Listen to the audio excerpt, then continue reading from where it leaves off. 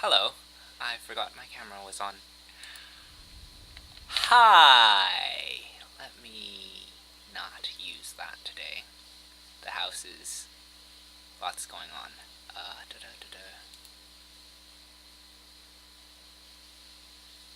Oh, we'll just change the overlay.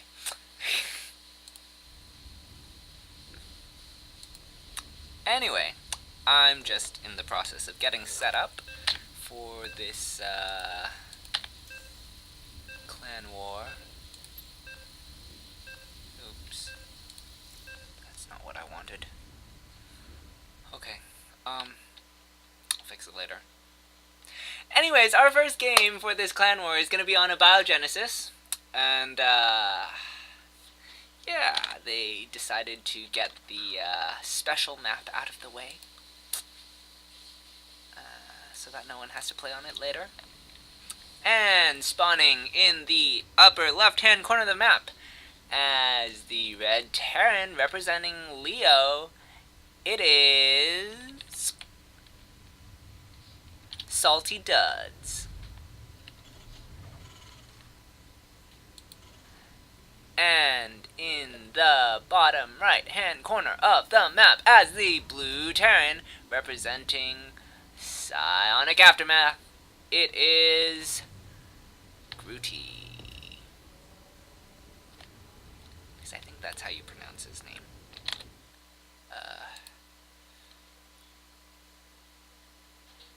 Oh, there's an L. I don't know.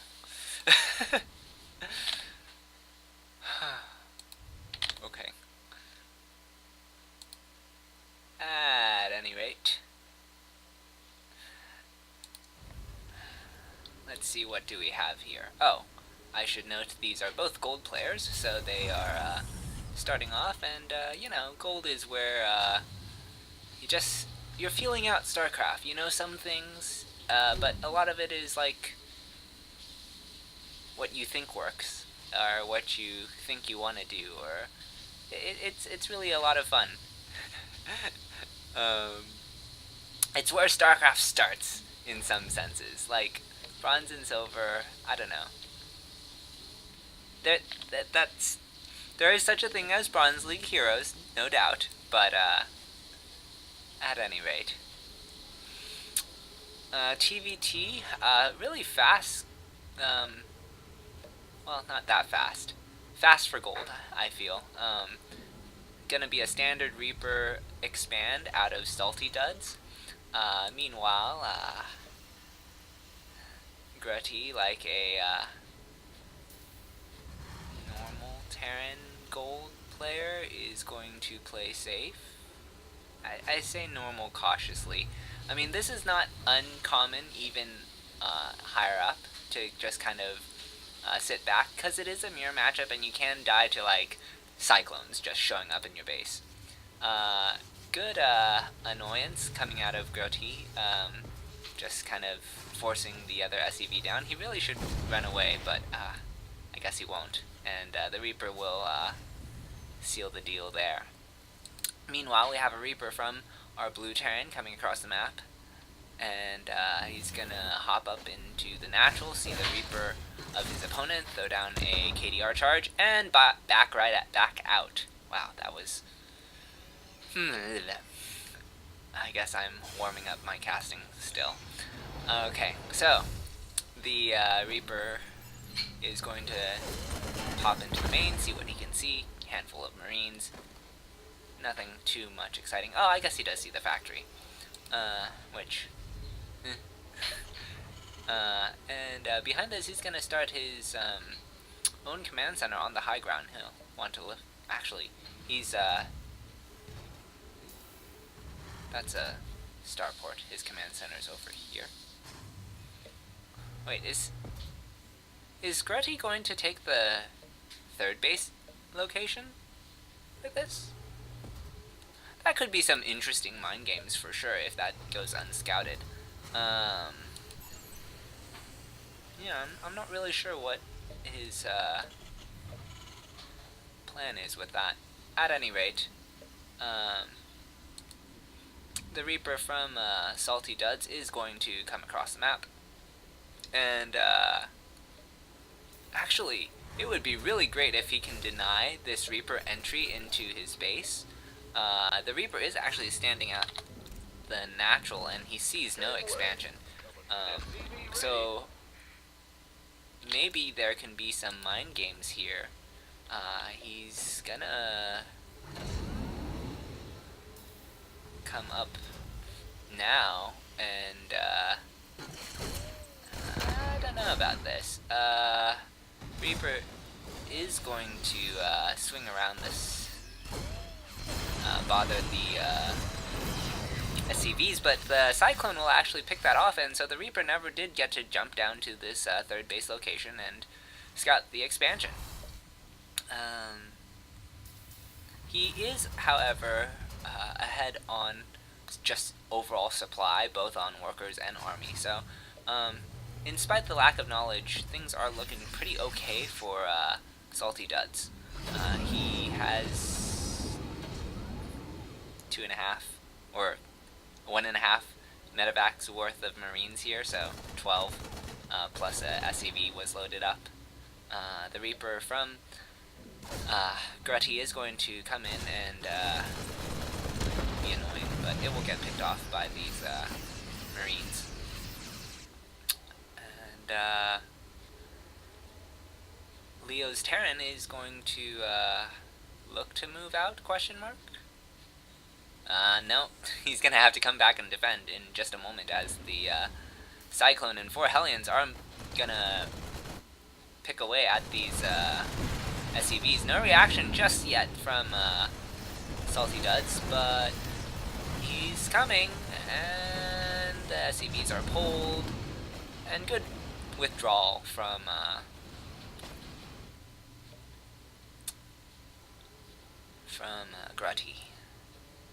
Gruttil. I'm still not sure how to pronounce that. Cyclones are going to move up straight into the natural. There's Marines here, so they will pick that off. Medevacs are a good unit. And he could lose this medevac. It's going to boost away, having to dive into the main. This looks like a one-way ticket to death. Will barely get away. Great fake out by Gruttil. I don't know.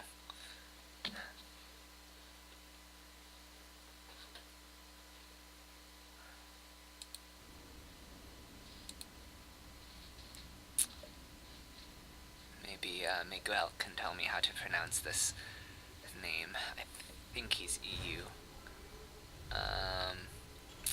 Anyway, behind this, we're gonna get 3 more racks for our blue Terran, and there's or siege tank production should begin. A pair of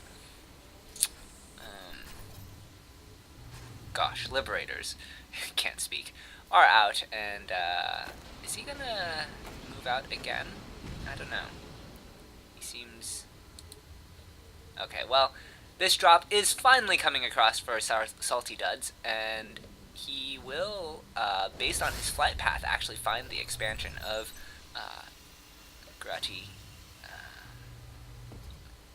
He sees it, and is he gonna drop there? Yes, he will indeed. He drops 2 Marines and then boosts over to the natural, assuming that there's something there, but that is still not the case. He has this nice positioning here where he's kind of trapped the SCVs from really doing anything. And with a superior Marine count, he is going to pick off all the ground forces. However, the Liberators siege up, and Salty Duds is going to have to find a different angle. Now there's a free siege tank there, but he's going to go for the SCVs instead. He will get a nice spot behind the mineral line. The Liberators are going to come back and shoo this away. Definitely a couple missed opportunities here for Salty Duds, but as it is, he's still in a fantastic position with a more than double supply lead over his opponent.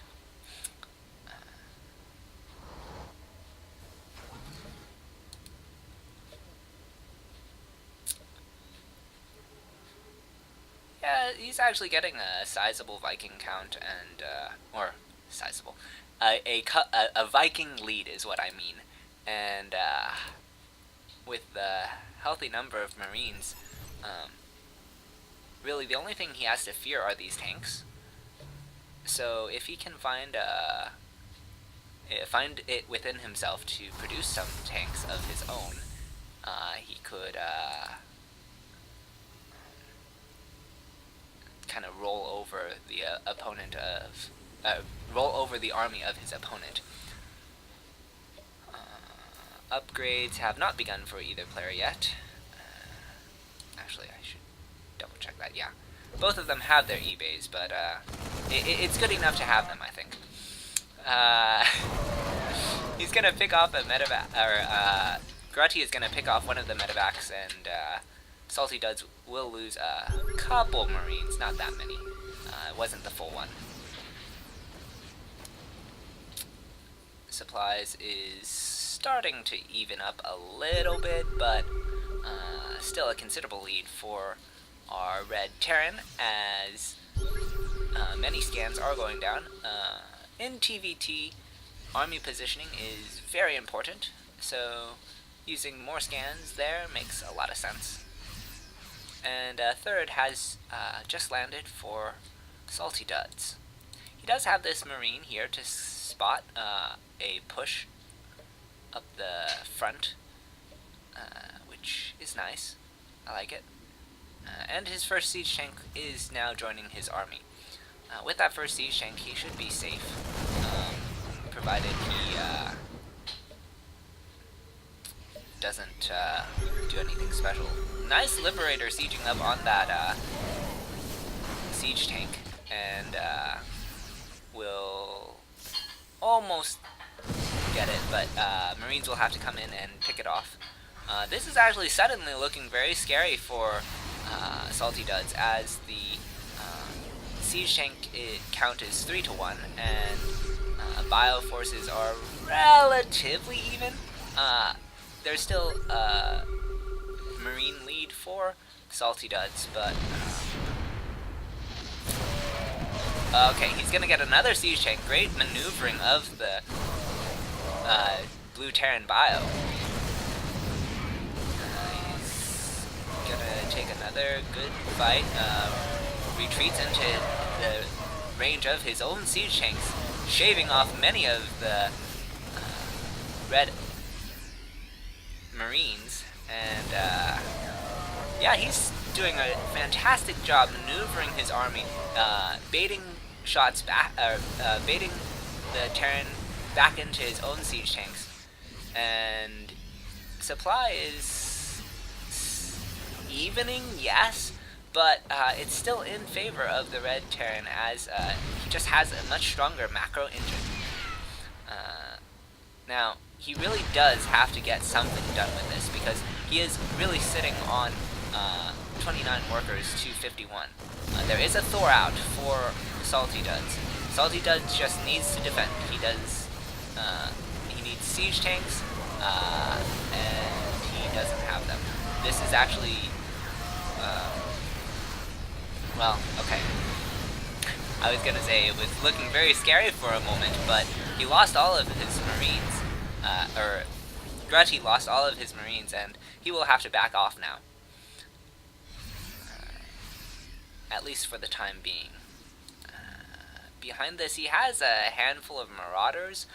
I'm not sure that's what he wants right now. Marauders, I understand, are not the best in TVT bio versus bio. I think bio versus mech, it's more acceptable, common, useful, but I'm not a Terran player, so what do I know?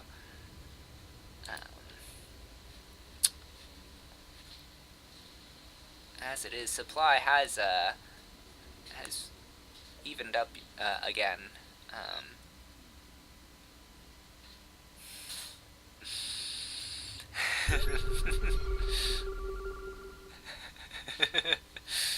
Oh man.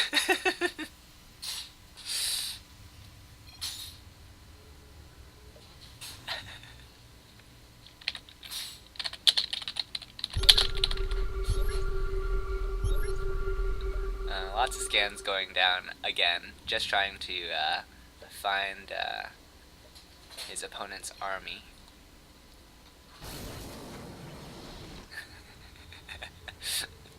And a third has begun construction. Has started construction. He has started construction of the third on location. Man, sometimes I cringe at my good English. Oh gosh. Oh, this is interesting. There's two starports here. Are we gonna see? I'm thinking this is for Banshees? Question mark? Oh, no, that's a reactor. I don't know what this is for. Let's just get starports. Starports are good. And add-ons on our starports are also good. These are true statements. I just don't really know where he's going with this. As it is. Oh, fusion core. Wait, then maybe this reactor is a mistake. Maybe he meant to build a, maybe he wants battle cruisers and just is taking the long way to get there. Anyway, these Vikings are going to poke in, and they will not get too much. As it is, the Thor count has actually gotten to the point where, like, Thors in TVT are not as good as tanks, but when you have this many Thors, this can be kind of scary. I mean, Thors are still not something to underestimate by any means. Like, both players kind of have a...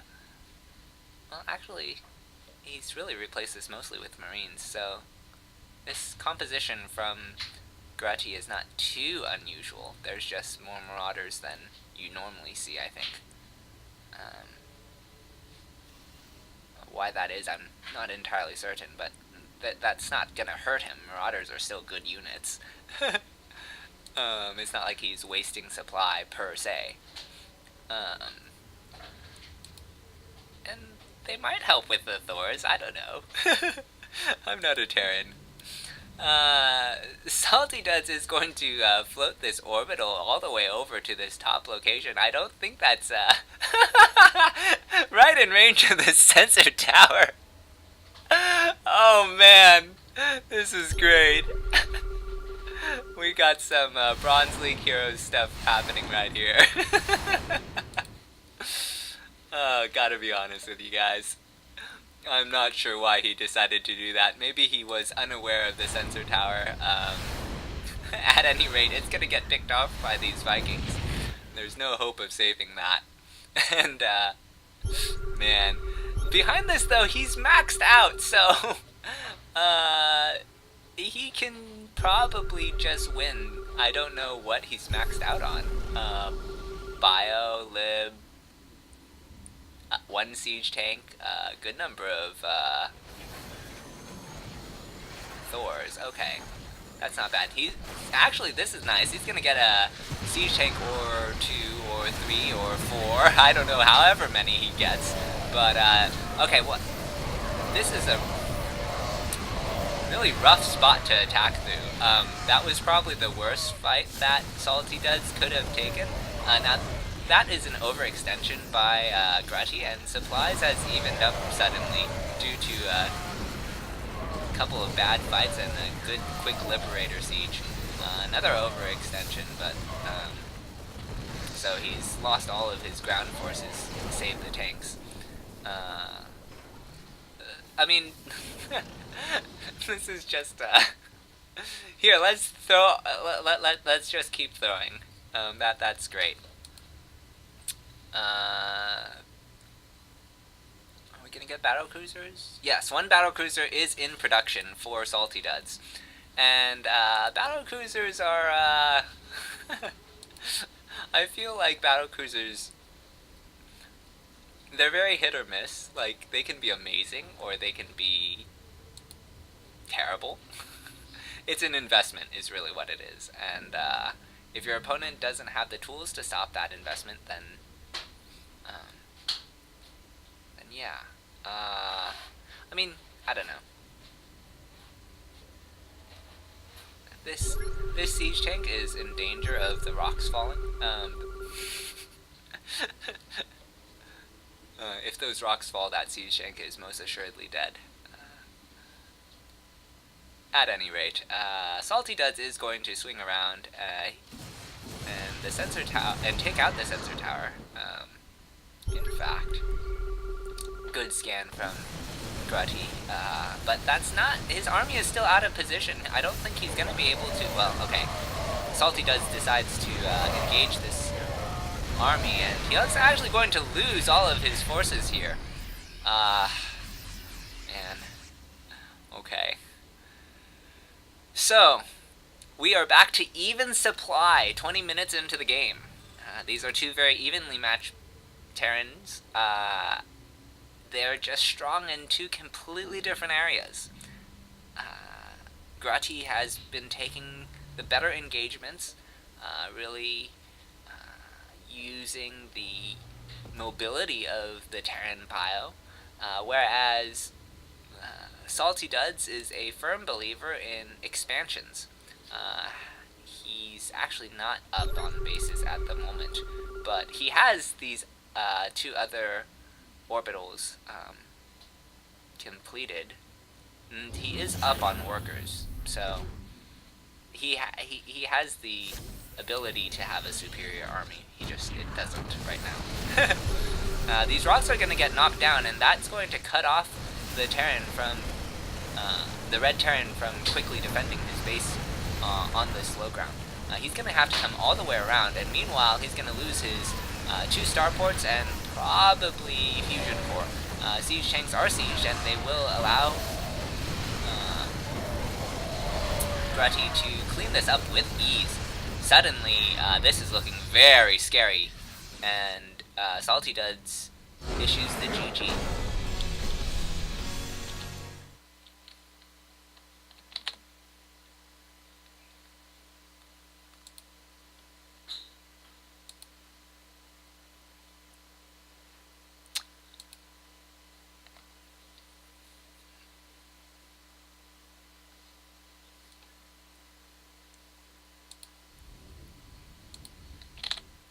Okay.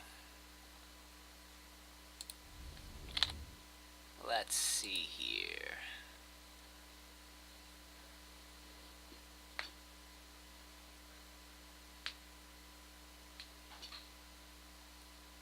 Anything in chat worth that I have time to comment on quickly?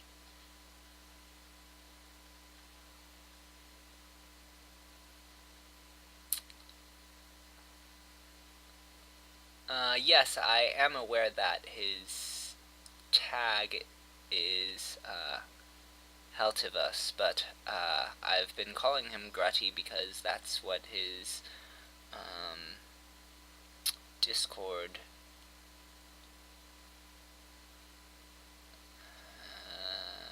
appears to be, and his account is on EU, so I'm not sure which handle he wishes to go by.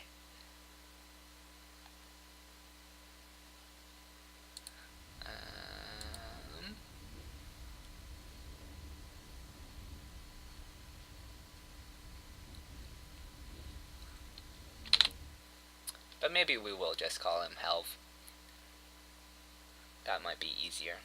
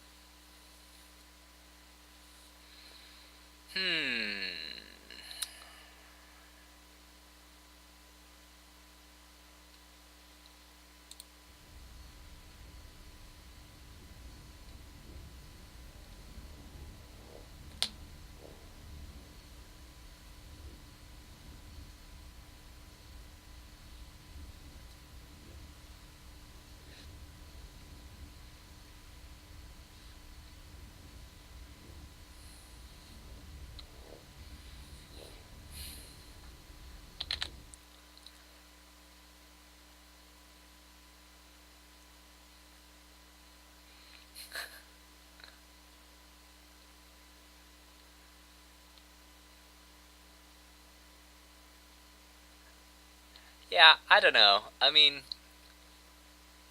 I feel like in gold, it's really fair to call it both a comeback and a throw. Like, there's just a lot to learn still. I mean, that's true no matter how far you get in StarCraft. There's always a lot to learn, but I don't know.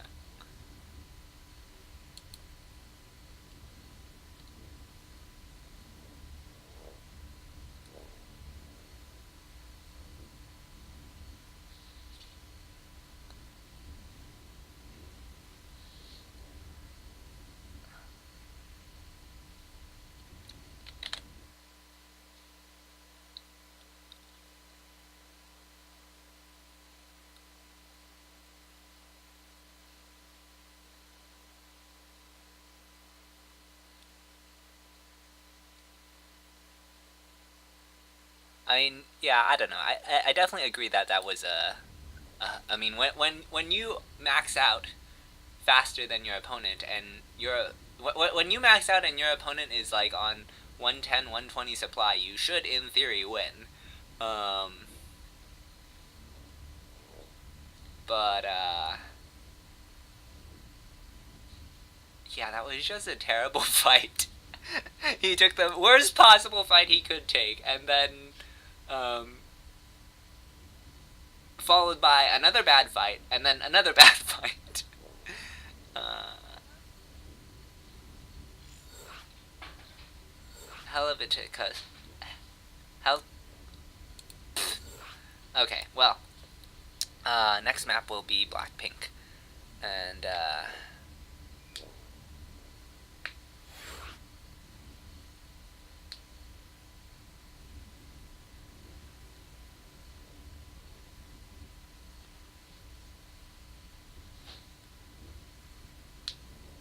okay, what's happening here? Why am I?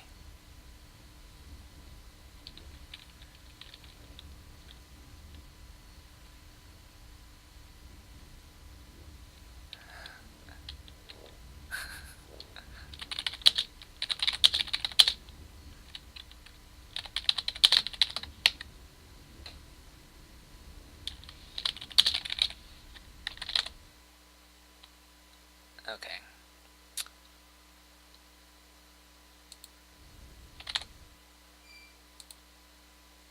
Let's see.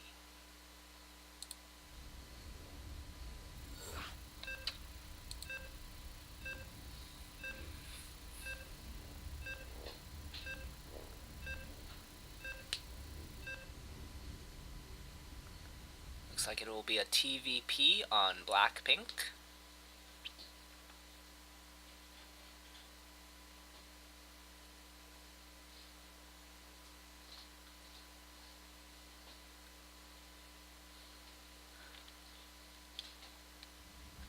Alrighty, spawning in the upper right hand corner of the map as the Red Terran. Up one game, it is Helveticus. And in the bottom left hand corner of the map, as the blue Protoss from Leo, it is Murphy.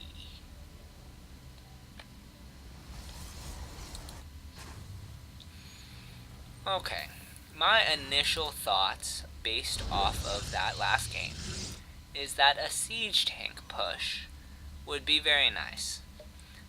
There's a nice spot that you can put your siege tanks. One here, and then the other, I don't exactly know because I'm not Terran. But you can now get the gases, and you kind of force this soft contain. I guess the other one kind of goes here somewhere. On the Protoss natural, and it can be very annoying to deal with. I'd like to see that something like that out of our Red Terran. seeing as he did well with his positioning on his tanks, and that's really what allowed him to come back into the game.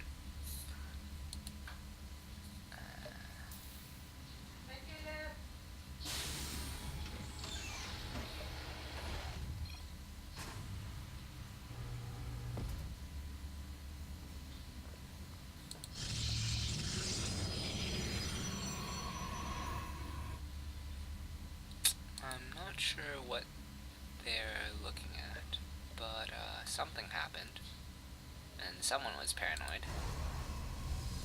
At any rate, we have a standard opening from our Protoss and a non-standard opening from our Terran.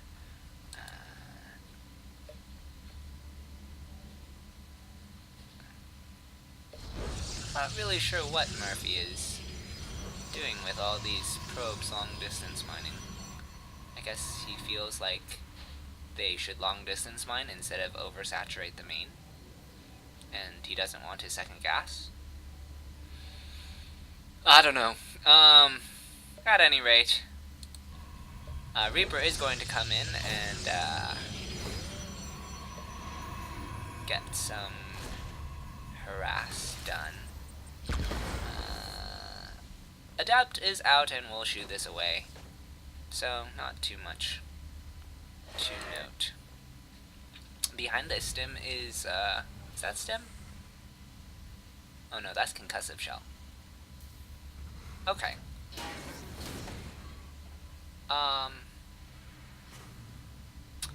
Well, I like concussive shell as an opener, but I don't think one Marauder is enough. Like, what are you gonna do with one Marauder? I'm not really sure where Helveticus is going with this. I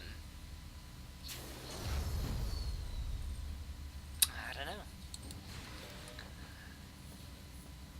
At any rate, the Adept is going to now shade out across the map and see what he can see. Good scouting unit, especially in the early game. Can definitely be annoying, kill a couple SCVs or something, and you know, just it maneuvers a little bit differently than pretty much any other unit in StarCraft. It's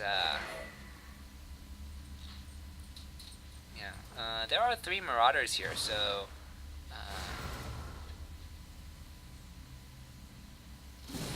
Helveticus is gonna be just fine.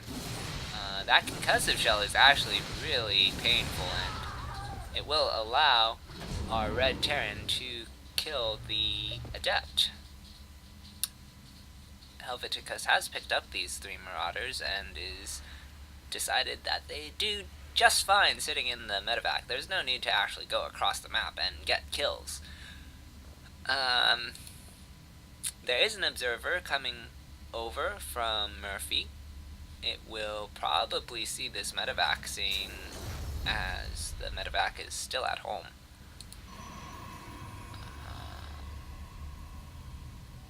And an Immortal.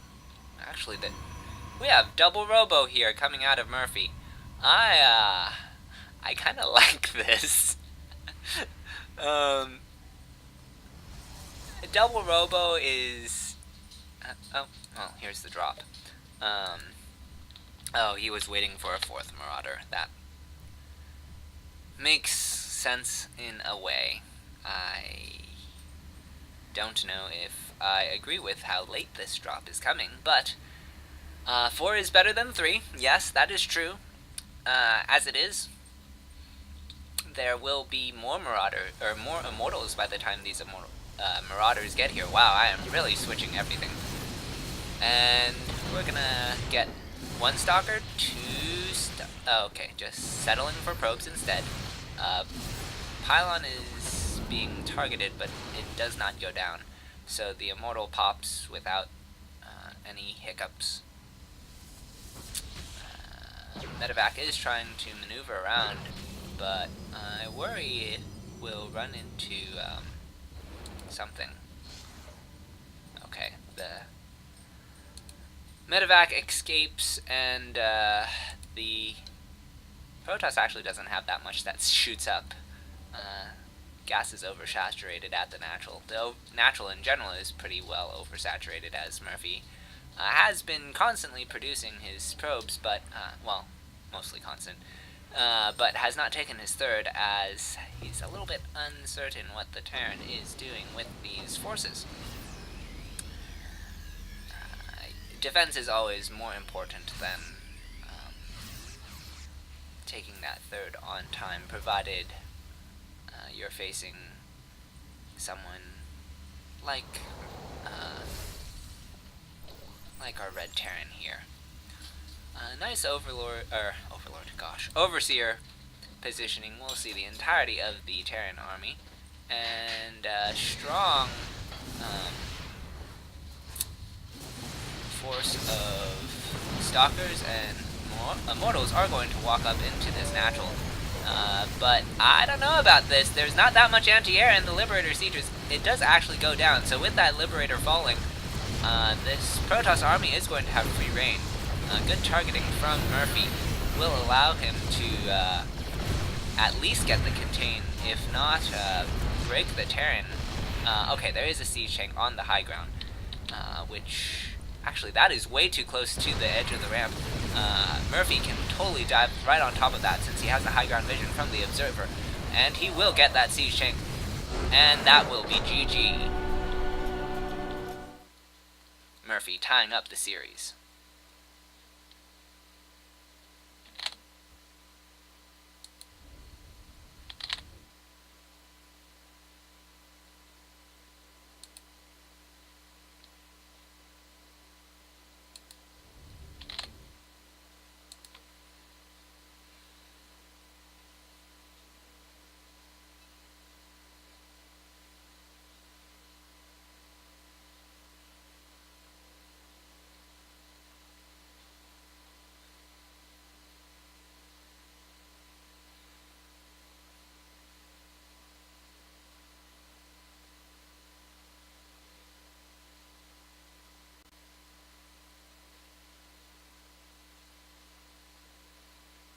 Alrighty.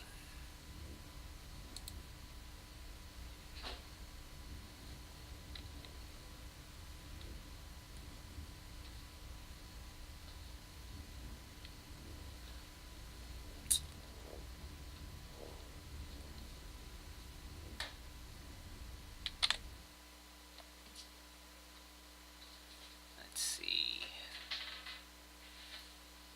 I'm not sure who's next for us.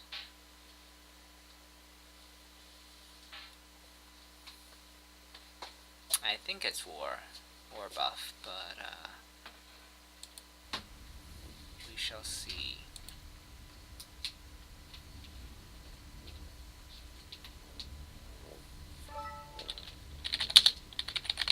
Oh, never mind.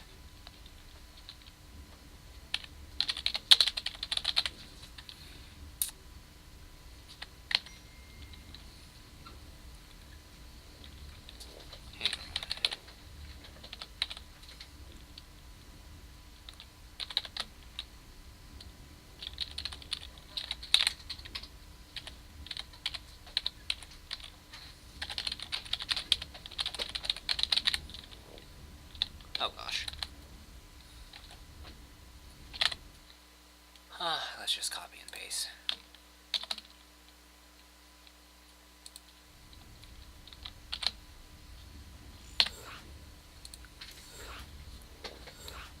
Okay.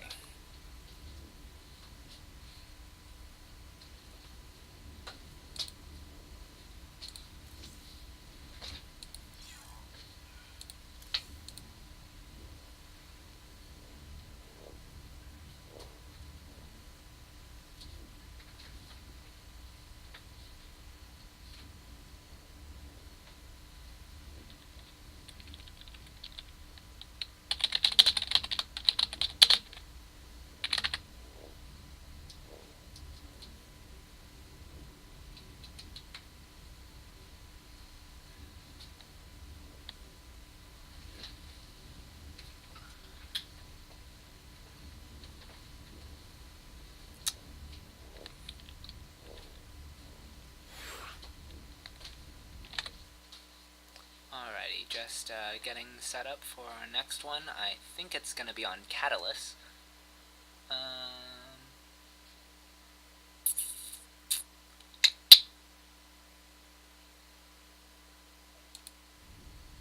Oh, haha. Yes, accepting the invite is a good thing.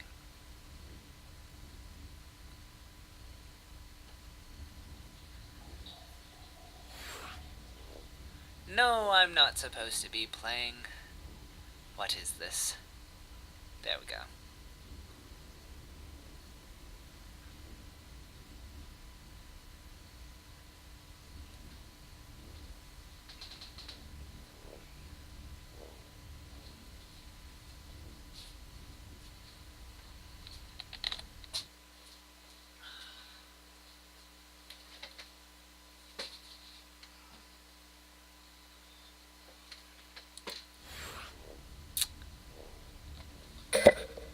My mic is quiet again. Okay, I'll just move it.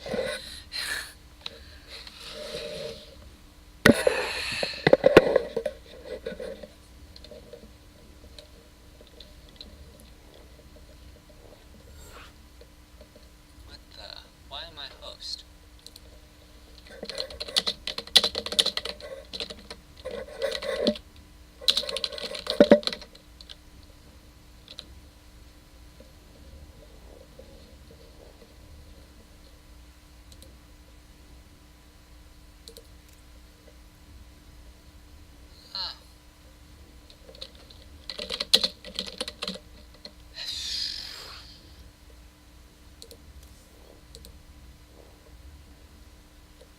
What's going on here?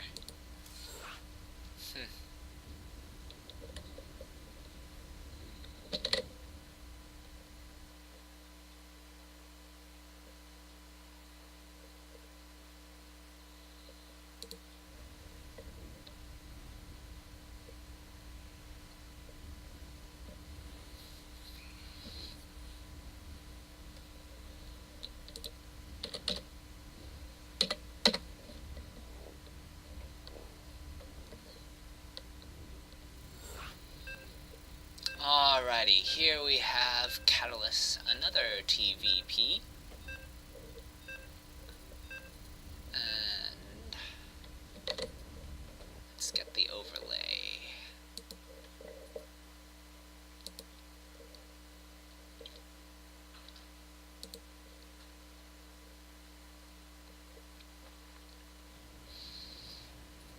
Oh my. Starting in the upper left-hand corner of the map as the pink Terran, it is Chill Yoga.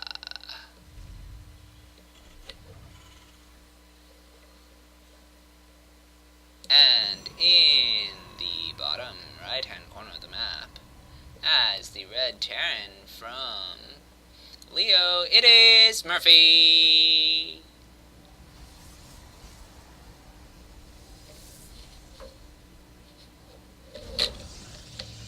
Score is 1-1. And this is, I guess Murphy just likes to wall. Always. At the front like this. Okay, interesting. At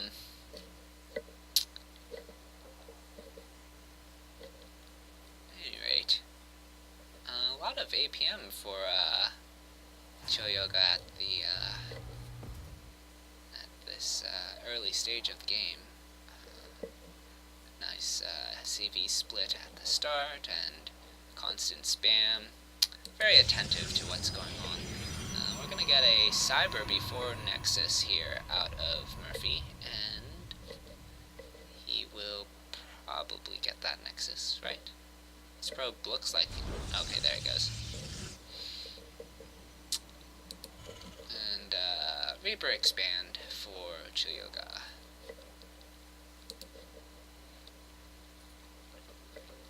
Murphy is going to send this probe out across the map for a scout. It will probably be greeted by this Reaper.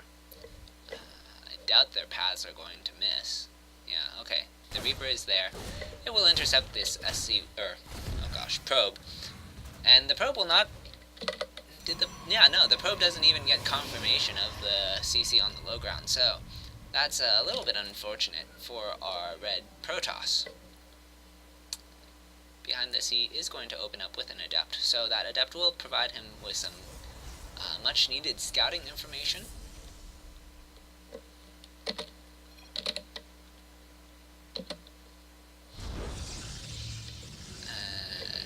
It will also allow him to shoot out the Reaper should it come across the map.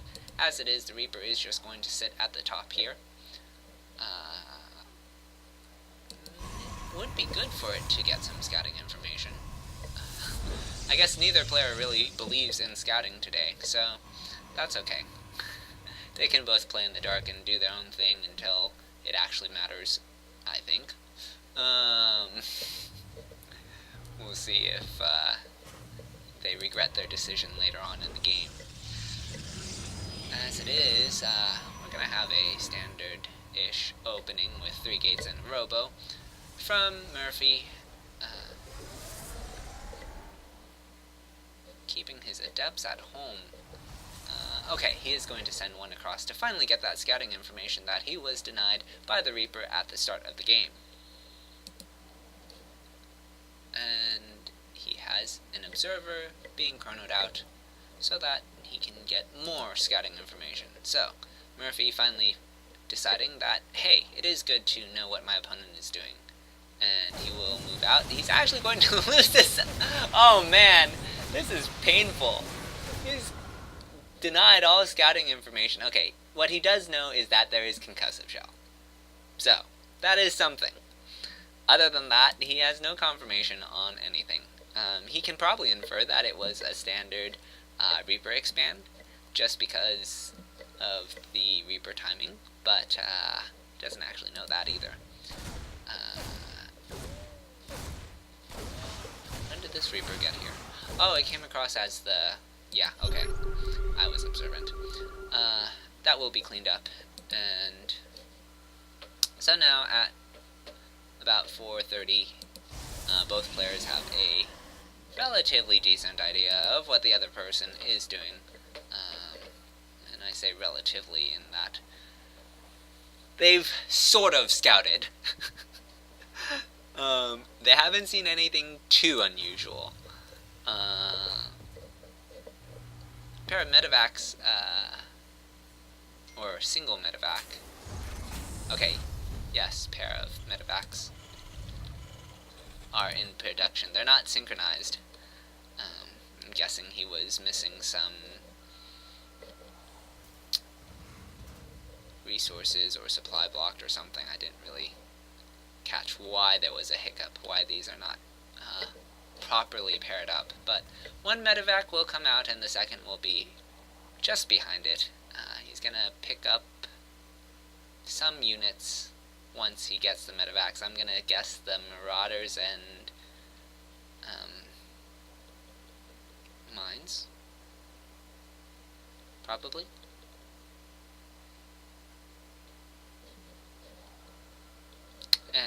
Well, okay. He decides to not pick them up and not boost across the map. Or is he waiting for more medevacs?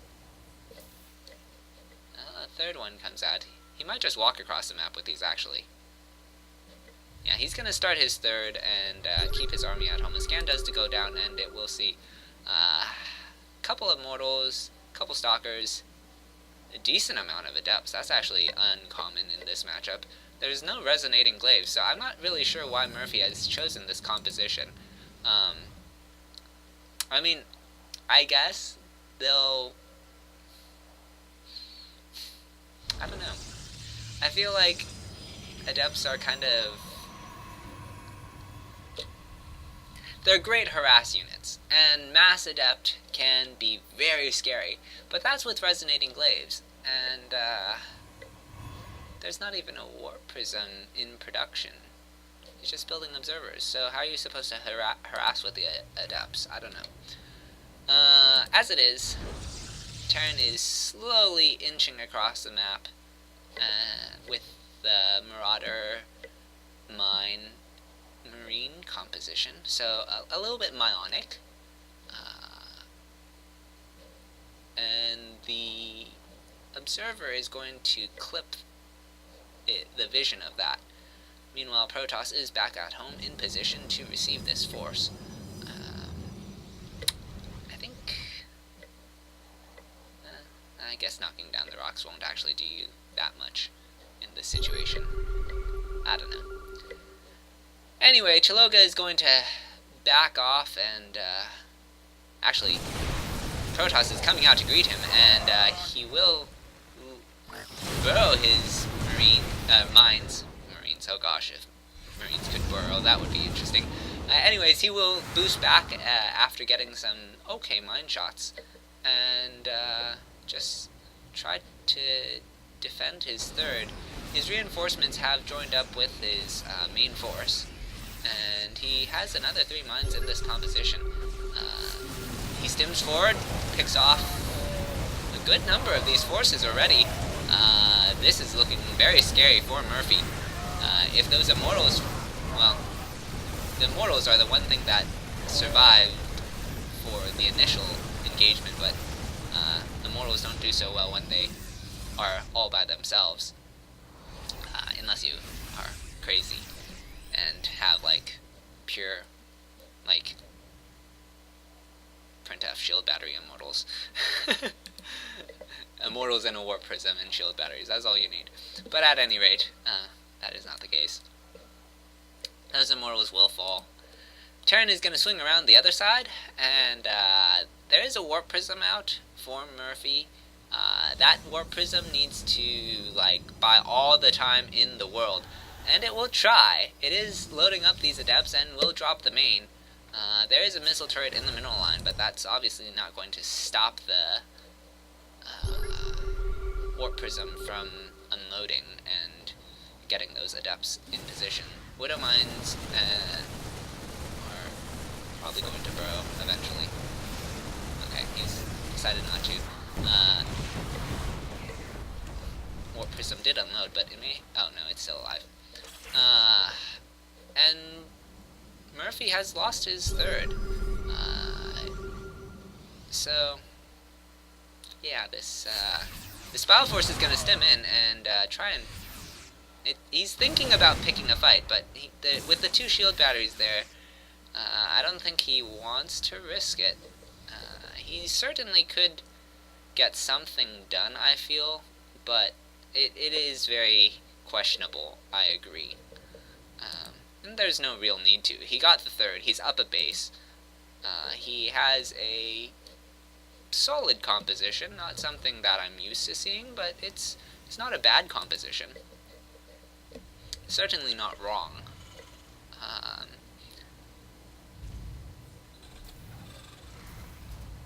Missile turret's going down to kind of zone out the warp prism.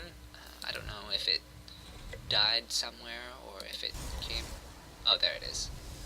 And Murphy is going to say, well, when Zerg loses their base, Zerg double expands, so I'm going to be like the Zerg and double expand. I feel like in this situation,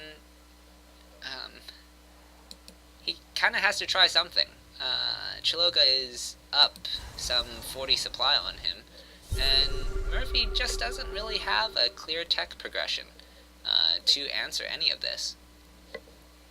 He does have double robo, so that is something, but double robo doesn't fare so well. Like, it's not... double robo is designed to stop, like, mech or pure marauder. This is not pure marauder, this is Psionic play. Marines are going to... or Marines... mines are going to burrow, yet again. I keep wanting to say that Marines are burrowing.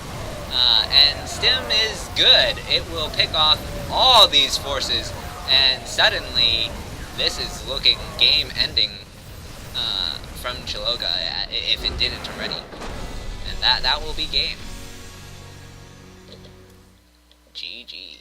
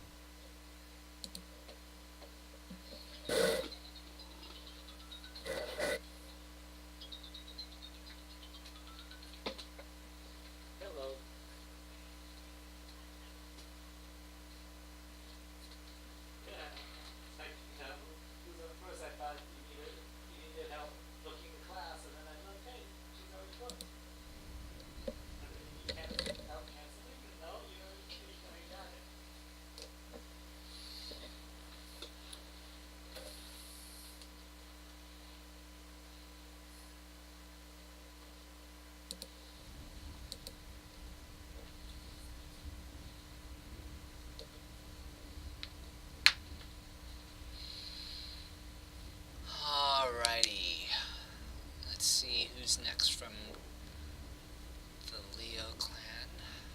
What lion is coming next? I'm not sure.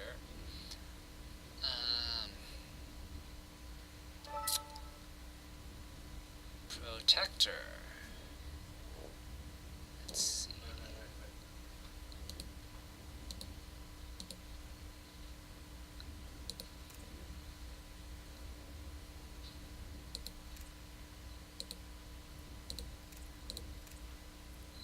Is he random or Protoss?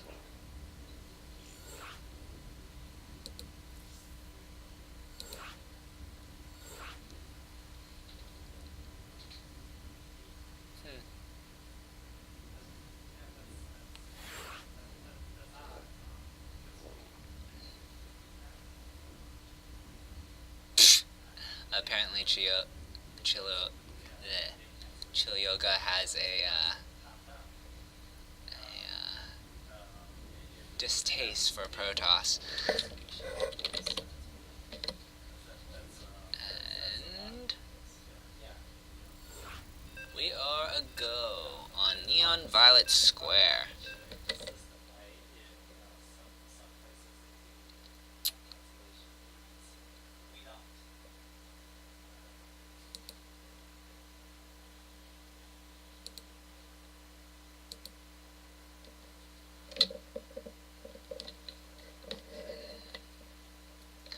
Alrighty. I feel like this map is decent for Terran, provided Terran can survive the initial stages of the game. But let's introduce the players, and then I'll talk about how I feel TVP can play out on this map. Spawning in the bottom right-hand corner of the map as the orange Protoss. Representing Leo, it is Protector. And in the top left-hand corner of the map as the pink Terran. Representing xLEOx, it is Chilyoga.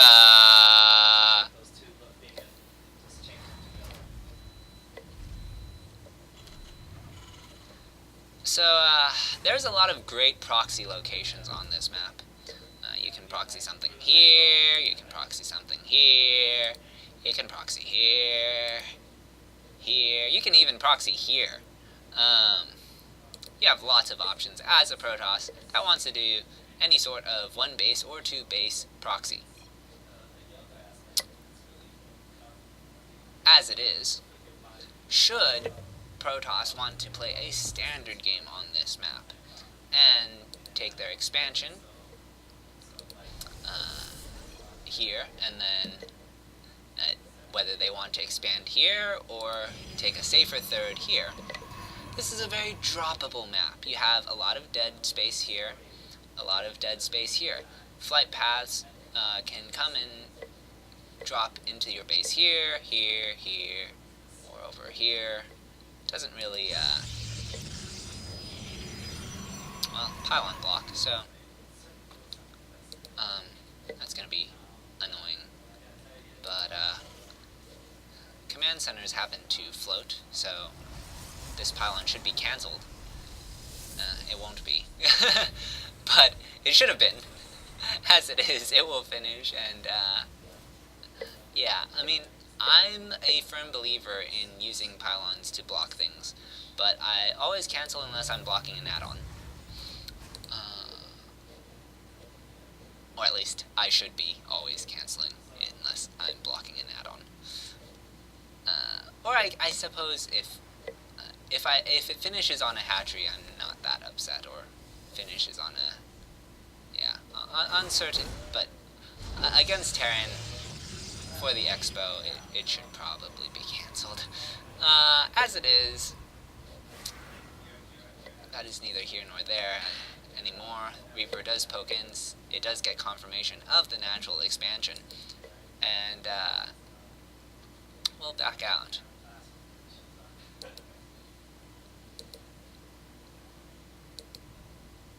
Two adepts are out for Protector. It's kind of curious how these Leo Protoss like to get their Cyber before their Nexus. I'm not really sure if they have a more aggressive opening that they're going for with these Adepts. I'm not sure if did someone do that, or is it just I don't know. As it is, 2 Adepts don't actually kill an SCV with a single shot. A funny thing to know. For some reason, it takes 3 against SCVs. It's 2 against everything else, but I don't remember what the reason was for this difference. Marauder is out, and that's going to make this kind of painful for Protector. It will shade into the main mineral line, but I don't think that will... Okay, it does actually finish. 1 shot does get off on the SCVs, but the Marauders are not that far away, and they will clean up the Adepts with no losses. Stargate for Protector, and an Oracle in production. I kind of like this. Had it been... Maybe that's why they keep going for these Adepts. That's not... I guess that's not too uncommon to go for the Cyber before Nexus and get a Stargate. We just didn't see a Stargate in the previous game, so I'm not so sure why Murphy was doing this, but as it is, Oracle is going to come out, and are there any Widow Mines out? He has one just now, so this Oracle can be dealt with pretty easily between the Marines and the Widow Mine. Just needs to hide that somewhere safe, and or somewhere... Hide it somewhere. And, oh, he actually has 2. Okay. Mines are not in position to deal with this Oracle. Oracle will pick off, what did it get? 3 SCVs, and back out. So, keeping the Oracle alive, 3 SCVs is acceptable. And a nice fast third. Well, I mean, fast, quotes.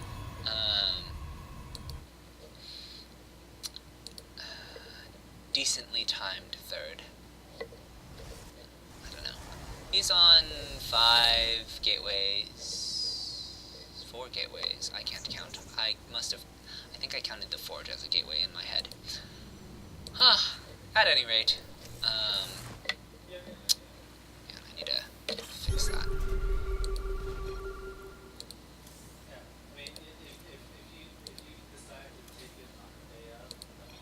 There we go. And we have this Bioforce with Marine. Why do I keep calling the mines Marines? Widow Mines are going to lead the charge, and there is an Adept that will see the tail end of this. It will give its life in the process, probably. No shades coming out. Actually, it's going to kill this Marauder. So, yeah, generally a Marauder wins a fight against a Marine, but if the Marauder is already damaged, then that's not so much the case. Mines are not yet burrowed, as he's uncertain which direction Protoss is coming from. Mines will burrow now, but I think this third is doomed. Protoss is not in position, and the third goes down for pretty much nothing. No cost to the Terran. X'LEOx will back off and go home, happy with his free base, and Protector is going to throw down 2 more gateways and Robo. He has Storm and Charge just about done. He's taken his third again, but at the safe potato base. And yeah, with Storm, there's definitely a real threat to this Terran force.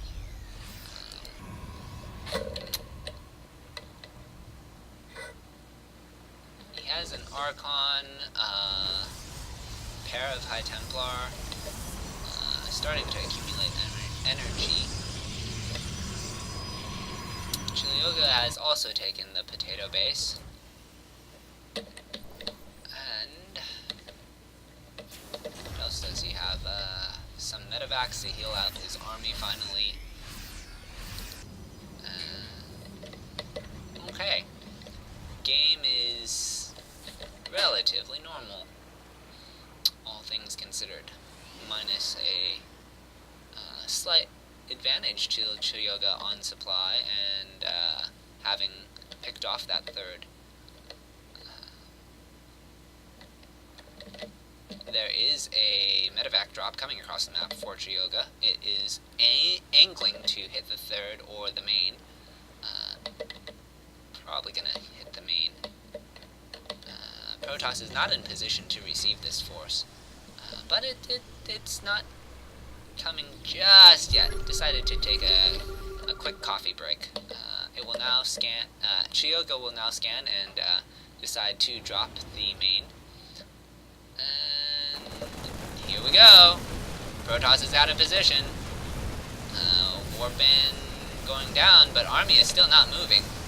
And the Templar Archives is picked off. A lot of probes. And suddenly this has gone from bad to worse. And Protector is in a terrible position. He loses one pylon, thus stopping the upgrades. He picks off all the stalkers. And xLEOx is gonna have to defend a counterattack. He does also target down whatever that was. I'm not sure what was being researched. And he's gonna keep pressing the issue. Meanwhile, Protector has decided to go for this counterattack, but there is a sensible amount of bio here, as well as good storms blanketing this entire bio force. And how are the mines? Recall does go down for Protector, and he will attempt to defend his natural. xLEOx will be forced to pick up, or has decided to pick up, feeling that he got enough damage, no need to waste his army on storms. And I think that's the right call.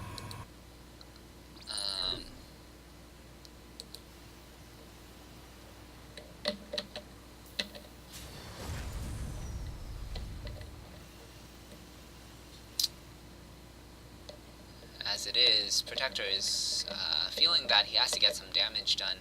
And I would agree, he is down 83 to 149 supply.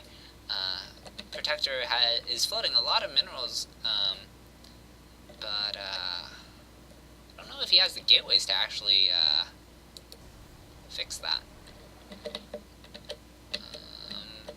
It's going to take his, I don't know if you, I guess you can say he's taking his third yet again, as he lost his main. And he's gonna push up this ramp. He'll get some nice storms, or a nice storm on the bio, pick off a Widow Mine, and back off, not really wanting to engage the mine force. Actually several good storms, blanketing that entire bio force. Widow Mines are still here, but they have been dealt with. Now all that's left is, actually, that's still something. Oh man. There's just a lot of Terran. He's gonna go home. Does he even have any High Templar left? I think those are Adepts. Yeah, no. No High Templar. So without any High Templar, he can't fight that. His fourth or third, however you want, or fifth, however you want to count this, has gone down yet again. He has his Twilight researching Blink, and his Templar Archives has just finished, so he can replenish his High Templar count. He doesn't really have that much gas, despite having this potato base, which gives him that extra gas. He's just mining minerals off of it. Okay, he will now finally start to saturate that. But I just really don't see what Protector can do. Yes, there are a couple comeback options. Storm is one of them. It's what's been keeping him in this game. Another would be a DT drop, but I don't believe he has a Dark Shrine. He does have this Warp Prism. That is threatening to counterattack. Actually, I think there's actually no missile turrets yet. So yeah, a DT drop could be a comeback tool.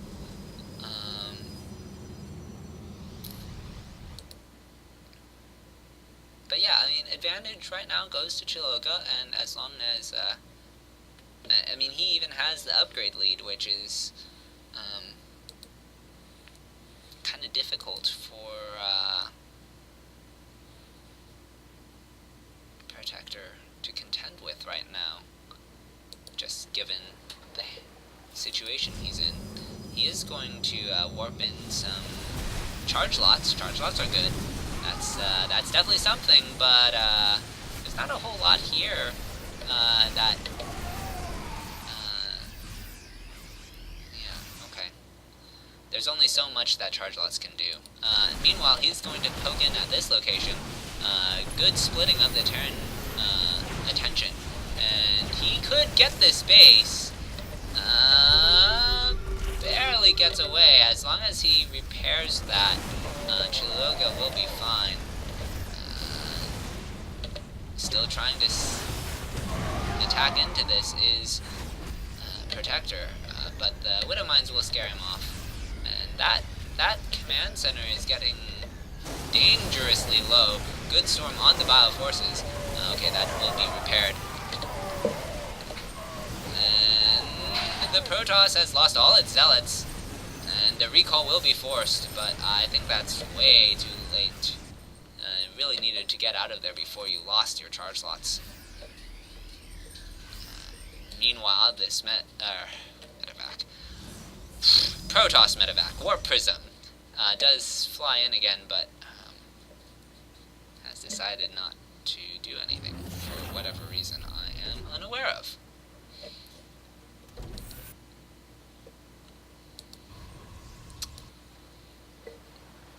Couple, and Immortal is out, and, what is that, 5 High Templar?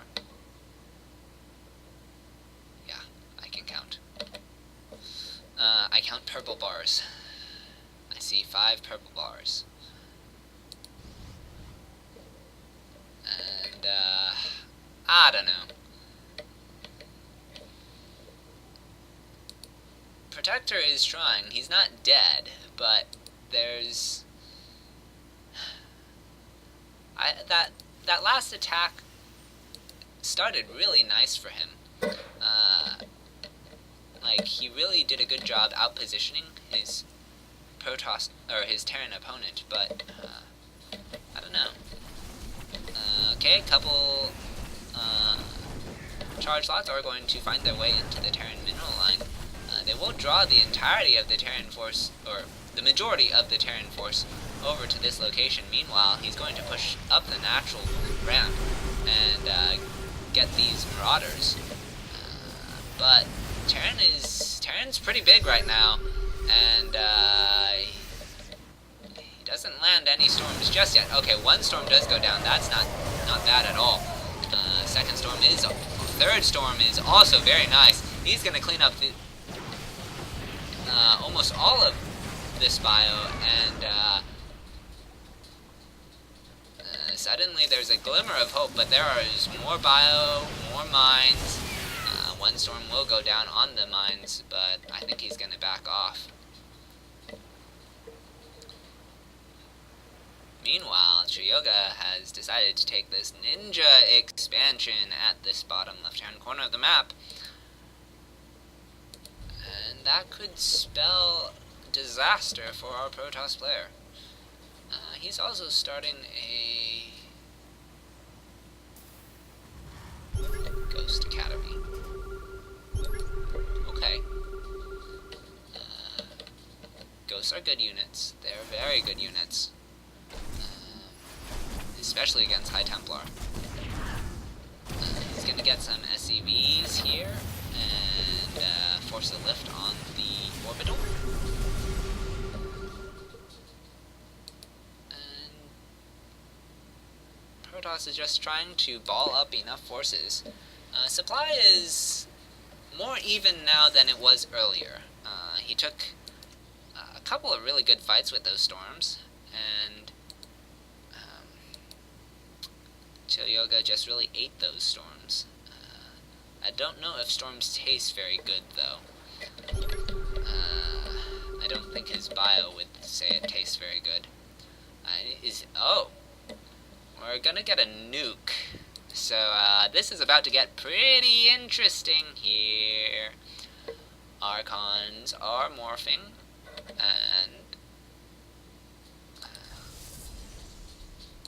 let's see, a fourth has gone down for our Protoss player, but he's really only on 2 base economy, as his first 2 bases are mined out mineral-wise. He has some extra gateways that have not been turned into warp gates. And yeah, we've just kind of entered a little bit of a standstill here, as neither player has found an angle that they are satisfied with.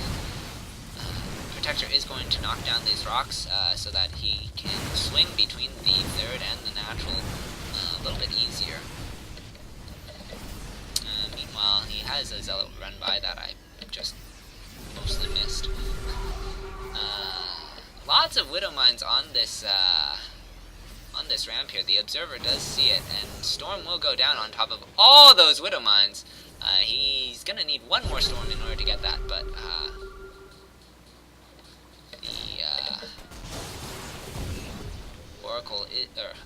Observer is picked off. Some detector unit, you know.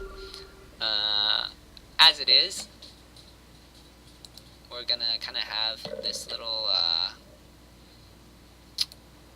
standstill for a moment, as Protector is not really sure where he can attack into xLEOx. He has some... Those are... Oh, the High Templar just looked really funny for a second. Must be the skin. Wasn't used to it at that angle. Anyways, Ghost Count is climbing for xLEOx, and that is definitely an answer to the problem that has been the High Templar. Observer is going to come in and position itself nicely at this other location. Ghost will come down, cloak, and what are we going to see? Some good EMPs, but there's still Storm in this army, and that can be very scary. One gets... most of these Storms are very nice. xLEOx is sharking around, trying to dodge the Storms, kind of, but not really getting out of harm's way just in time. Mines are going off, and will damage this Terran force, but there's... Actually, he is out of Storm energy, so this is... Oh, wow, okay, this has gotten very scrappy. I actually don't know how to call this. Okay, finally, xLEOx is going to clean this up by the skin of his teeth. And ghosts are pretty good. They're trying to hunt down this Warp Prism, but they barely don't get it. I think those... I would have been happier if the Vikings landed after killing the Warp Prism, just because another Warp-in from Protector certainly would have given him the advantage in that fight. As it is, these 2 ghosts are going to come over here and pick off the developing cannons. That's not something you see every day. And the bio is gonna follow up right behind this. And xLEOx is doing okay.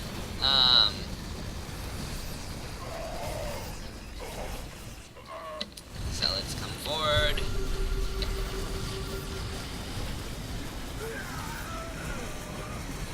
Nuke has started. It's somewhere. I heard it.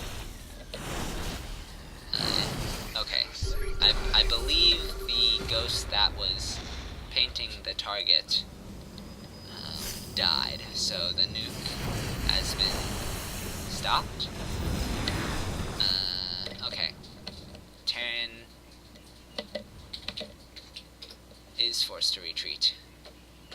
And Protoss lives to fight another day. This game has been very back and forth. Lots of moments where Protector looks like he can get something done, but okay. Shoyoga will finally get that observer. That's been, well, I guess he got the other observer earlier. That was more of a pain. These observers from Protector have been really paying their weight in gold. War Prism will fly in, but it doesn't actually do anything. Just scouting the main, I guess. Trying to get a reaction out of Choyoga. Choyoga is standing right under this observer. And Choyoga has actually taken another base. Meanwhile, he is going to move up and engage his Protoss force, but they're ready and waiting, and that's not the fight he wanted to take.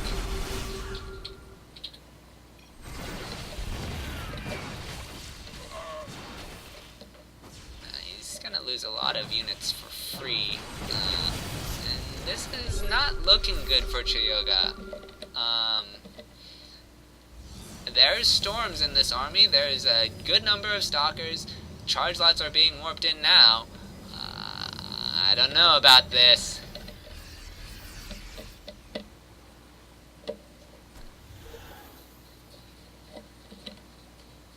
Observer is going to move up. It was scanned, and Choyoga is trying to pick it off, but not entirely sure what happened there. Okay, Protector is going to push up this ramp. Good storm on the bio. Lots of good storms. There's a lot of storm in this army. There's still some storms left, and all the Terran force will melt, and Protector takes the game. Oh, I forgot to show the score the whole time. Okay.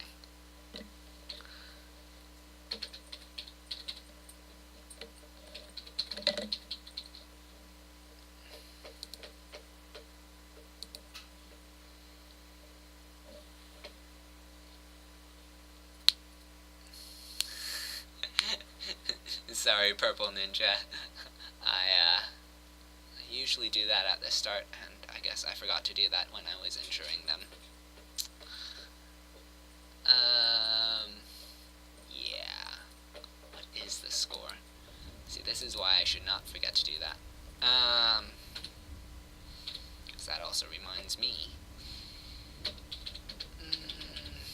That was our second player, so that's 2 for them, and what's this?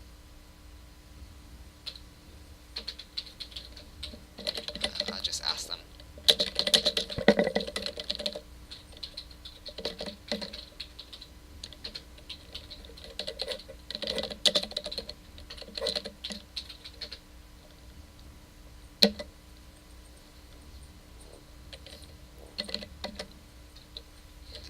Looks like it's now 2-2.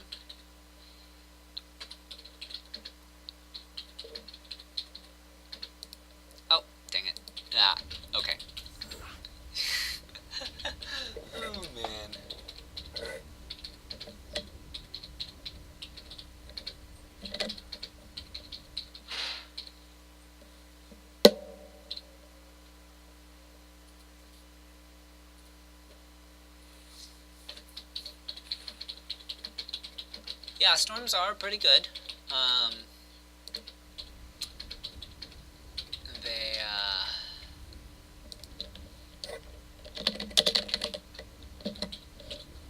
they can definitely destroy an army very quickly, at minimal cost to the Protoss.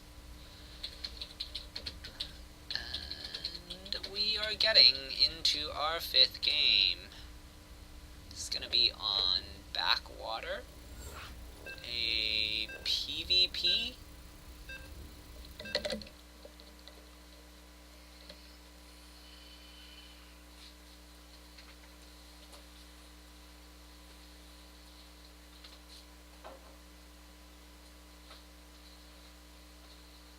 I should fix this overlay so that you guys can see the stream properly. Okay, Backwater PvP. In the upper left-hand corner of the map as the orange Protoss. Taking the last game by storm, it is Leo's Protector.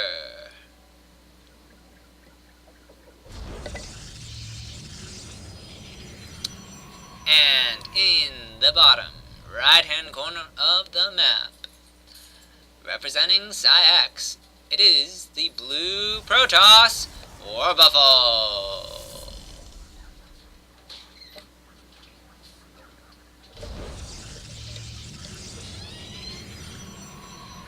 Okay, neither player opening with a forge, so should be a standard 2-gate expansion from both of them.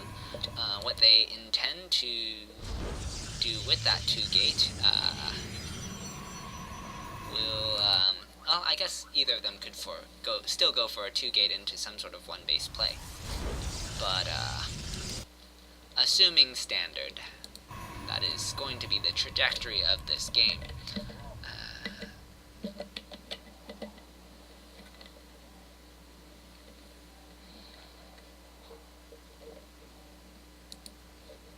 Scout coming in from Protector, we'll see the single gas so far, and Gateway.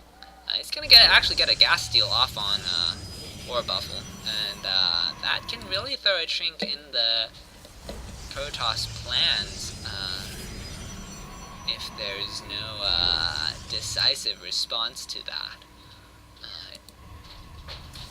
I think War Buffalo is going to really struggle against this. Particularly if Protector decides to follow this up with a Stargate.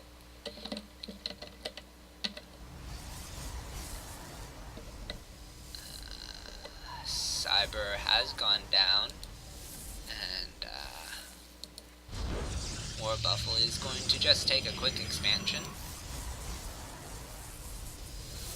which is scouted by Protector. And let's see what he follows this gas steal up with. His cyber is complete, so he has the option to go for tech, whatever tech he so desires. But he's not doing that. He's not getting extra gateways yet. I feel like this is a missed opportunity a little bit. Okay, he is going to get a robo, but I don't know. Maybe he gets a third gateway and then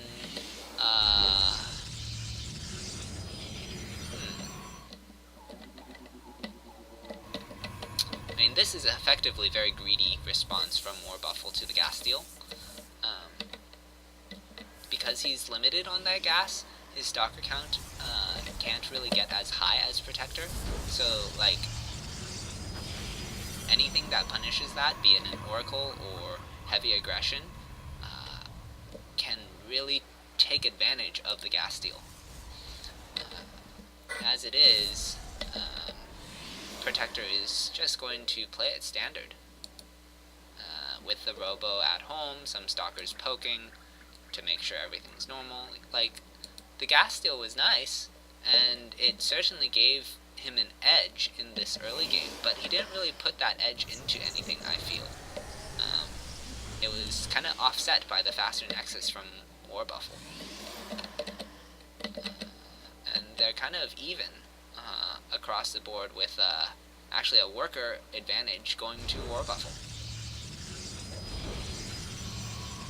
So, all in all, I liked the idea of the gas steal, but it wasn't really put to use. At any rate, Warp Tech is done for Protector, and one Warp Gate has been transitioned, but the other has not. He may regret that in just a moment, as he is moving across the map, and I don't actually see a Warp Prism or a Proxy Pylon down anywhere. I think this is a mistimed play. Observer from Warbuffle is going to move out, and I don't know what he's doing with these forces.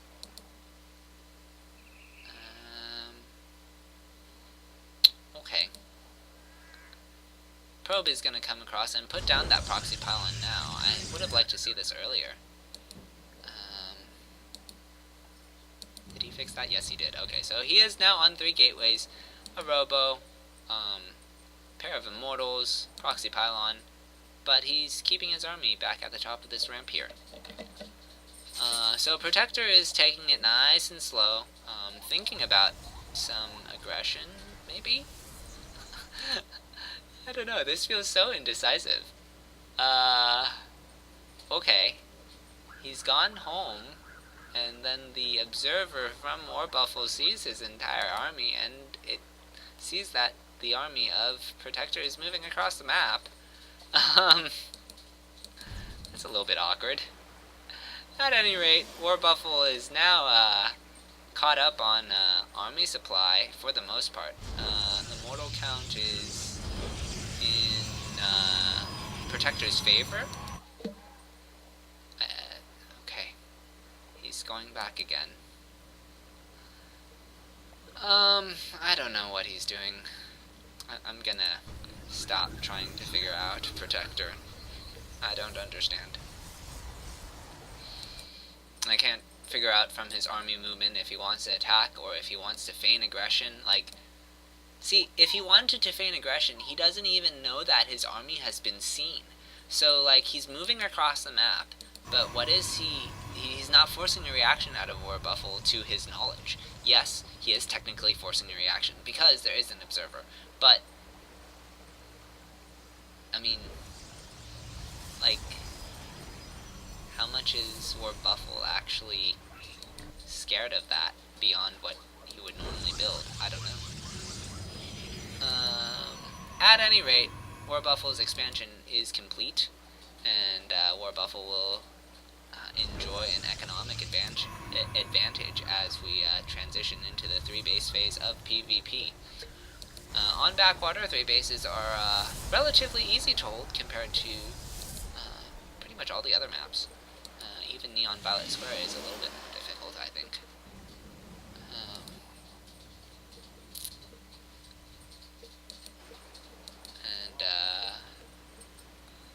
Yeah.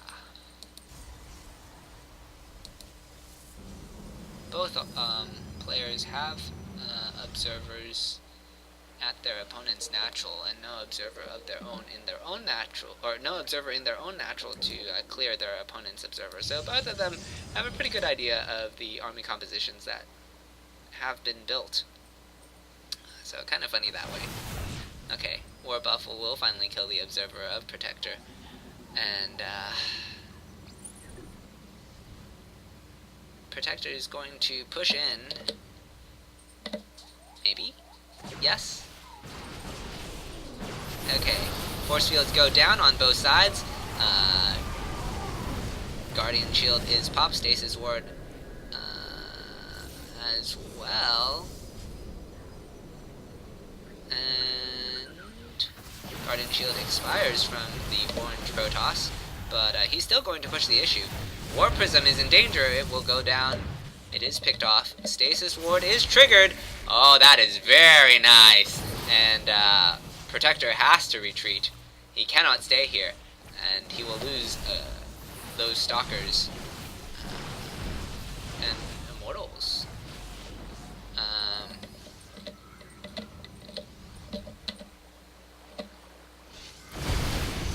that will actually be recalled? Okay. Not the worst decision. And, Army lead now goes to War Buffle, and he's had the supply lead, or the worker lead, so supply is in favor of War Buffle on all accounts. Suddenly, this is looking very scary for Protector. Oh, I still didn't do the score, did I? I'm a genius.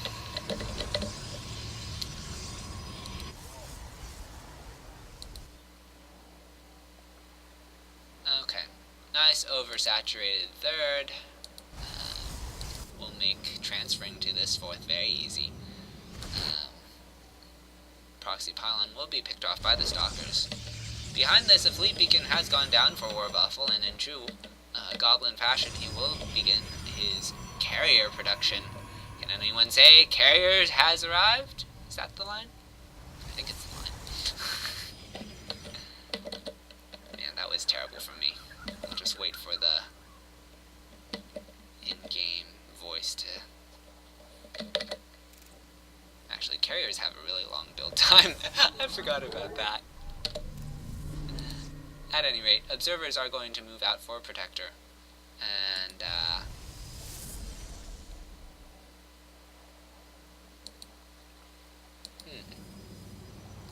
another stasis ward at the front here. Kind of, helping secure that, location. Army supply advantage is 50 in favor of War Buffle. Disruptors, okay.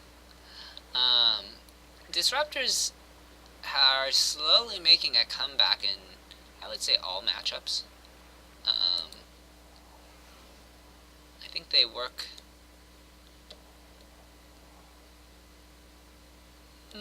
maybe best in PvP, I don't know. It's kind of hard to say where disruptors, like, what place does disruptors have in StarCraft? They definitely are good units, and if someone tells you otherwise, you can tell them to go watch Cryptsale or something, or Geralt or Printf. They all use disruptors. As it is, Stalker Force from War Buffle is going to try and outmaneuver the forces of Protector, but they will get caught, and will they get this? Yes, the cancel is forced. So I like that for War Buffle. He didn't want those stalkers in his composition anymore, as he was starting his carrier production. He has plenty of minerals, so that he can replace that with pretty much anything else. Stalkers and Adepts are probably the last thing he wants in his composition right now, as he is getting those, what are they called? Carriers. And he's definitely transitioning into that late game, or has got into the late game, I should say. And, Mothership is in production. Oh, I never made the sound.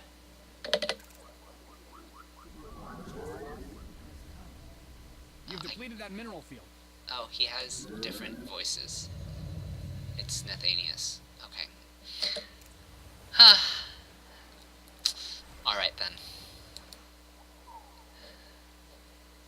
Well, disruptors don't hit air units, so I don't think disruptors are going to be the correct answer to carriers.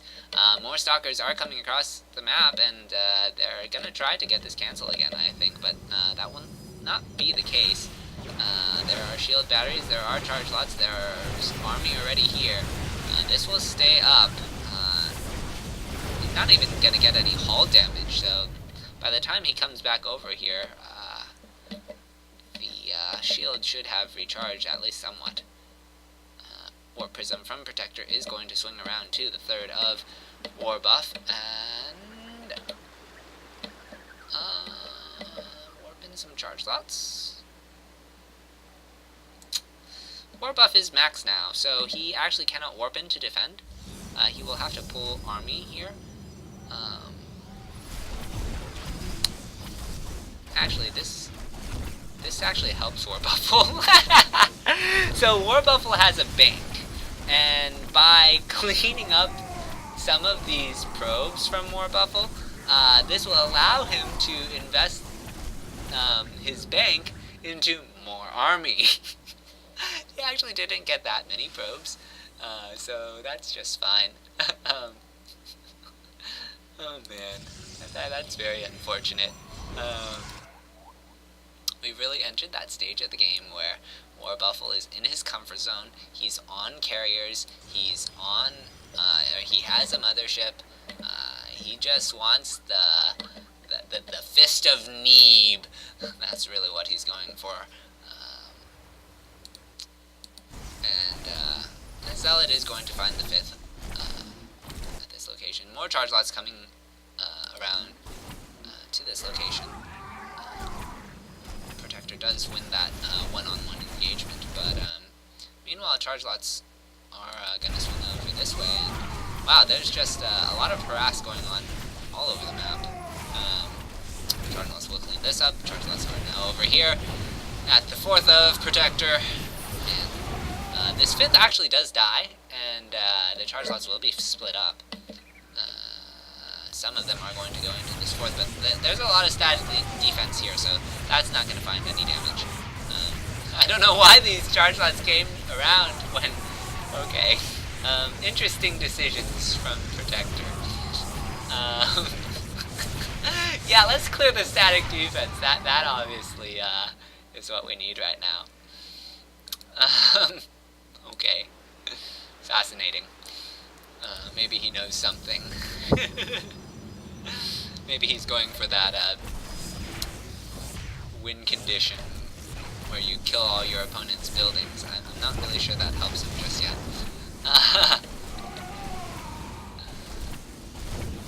Base trade? Question mark? At any rate, Carrier is going to clean up all these charge lots here eventually. And I think Warbuff is just like, well, okay, I'm getting bigger army, and bigger army, and bigger army, and I don't think you can stop me. And he's right. There's not a whole lot here that is going to fare well against these carriers. Yes, there are some stalkers. They do shoot up. That is true. But, like, he's starting his own carrier production. That's not really what he needs right now. Carriers take so long to build. He's even supply blocked. Yeah. Warbuffle just has too many carriers. This force from Protector is going to get cleaned up with ease. He doesn't even lose the mothership. All the stalkers are gone. Now all we have are Immortals, and Immortals are a good unit, don't get me wrong, but not against carriers. Stalkers are going to try and pick off this protruding carrier. They do get one, but there's plenty more where that came from. Void Ray will also fall, and I think this is going to be game. Warbuff will take the lead.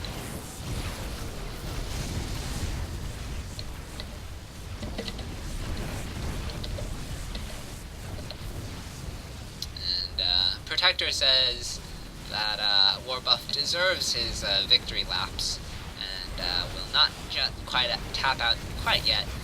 Just getting that mothership and seeing just how many carriers there are here for Warbuffle. His own Void Rays are running, and they're actually going to get one carrier. Oh no, just kidding. And that will be the GG.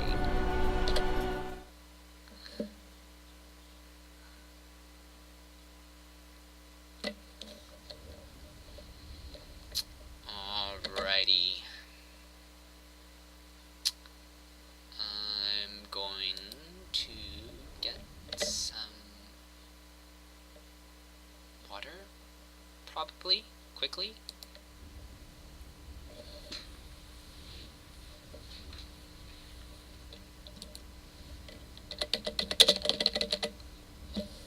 So that my throat doesn't dry out.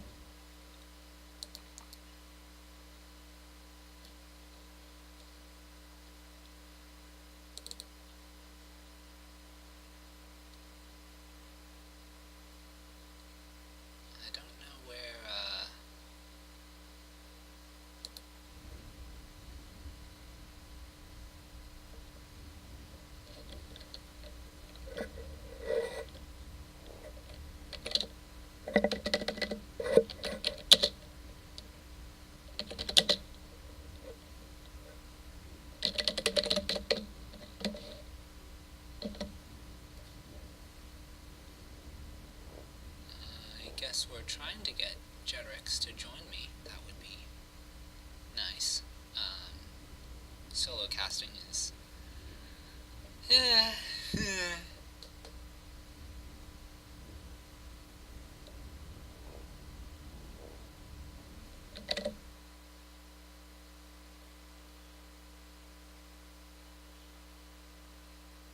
Yeah, I would normally go into the casting only channel, but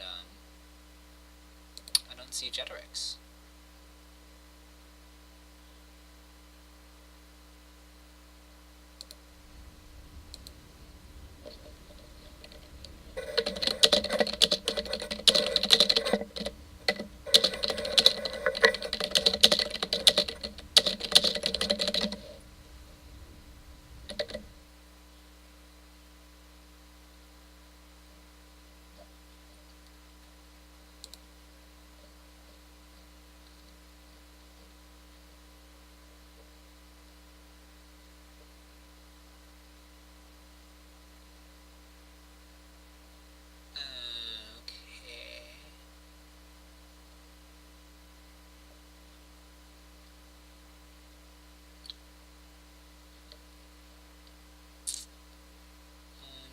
Really sure.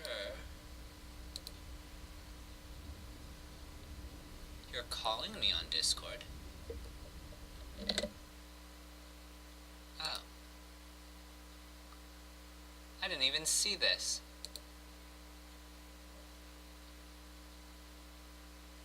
Man. Hey, what's up? Hi! Hey, can you hear me? Yes, I can hear you. Alright, fantastic. Let's go. Start it up. Wow, you're not even gonna ask the players already? Oh. Oh. Oops. I thought that they... Okay. I thought they did their checks.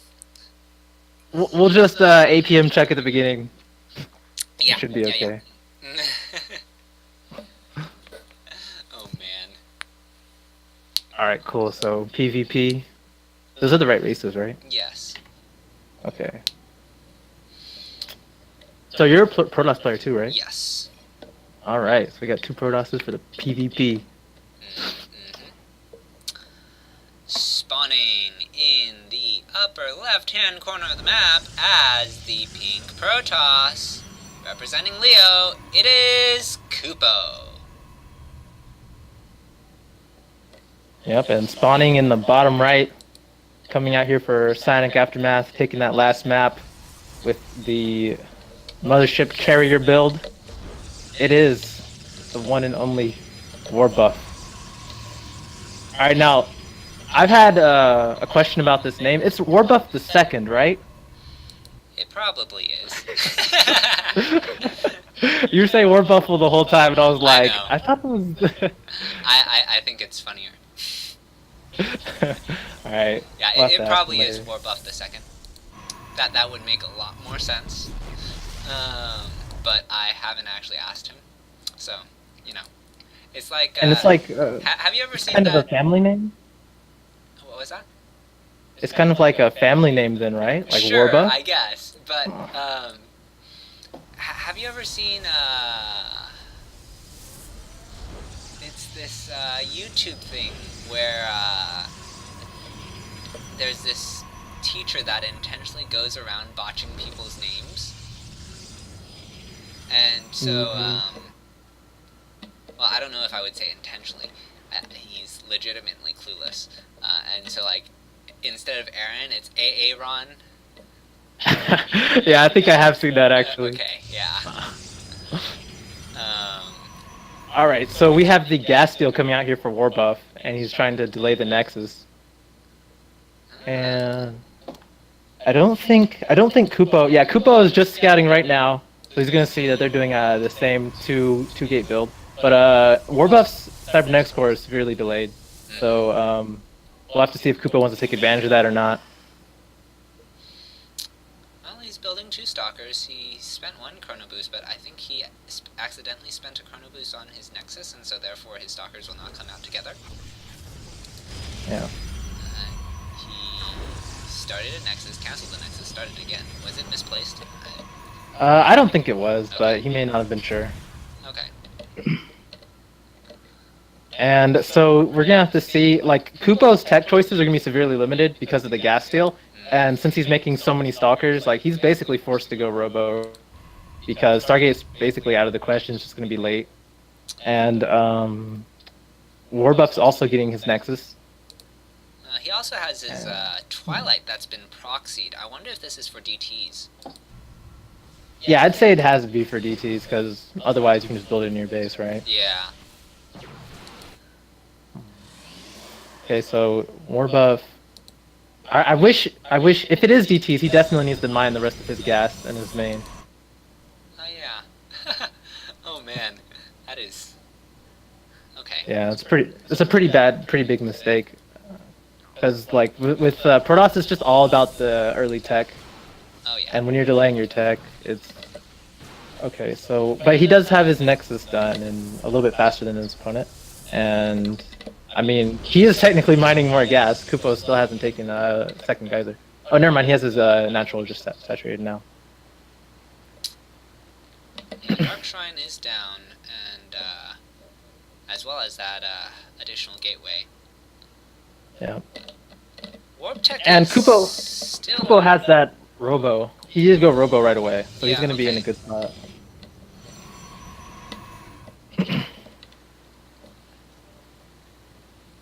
I actually think that Dark Shrine will finish before Warp Tech. Yeah, that's. I mean, he might want to put some Chrono Boost on that. Well, okay. that's what the gateway's there for. He's gonna build the DT. You don't just walk it in. Right. Okay. Oh, he starts an Immortal, so he's not gonna have detection for a little bit still. But fortunately for him, Warp Gate is not done. Yeah.